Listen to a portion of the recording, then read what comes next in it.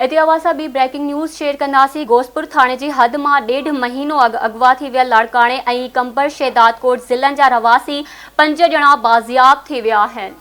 Breaking news है असां ख़बर शेयर कयूं पिया। गढ़ी तेगो वारे इलाइक़े में ऑपरेशन करे अगवा थियल 5 ॼणनि खे बाज़ियाब करायो वियो आहे। ॻुझे इत्तला ते कार्रवाई कई आहे त हथियारबंद मुलज़िम खे छॾे फायरिंग कंदा फरार थी विया आहिनि। इहो चवणु आहे पुलिस जो। ब्रेकिंग न्यूज़ है असां ख़बर शेयर कयूं पिया।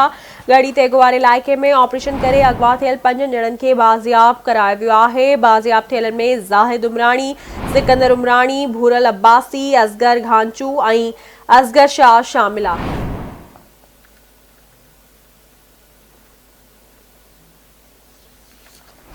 ॿीहर असां ब्रेकिंग न्यूज़ शेयर करे रहिया आहियूं। गोसपुर थाणे जी हद मां 1.5 महीनो अगवा थी वियल लाड़काणे ऐं कंबर शहदादकोट ज़िलनि जा रवासी 5 ॼणा बाज़ियाब थी विया आहिनि।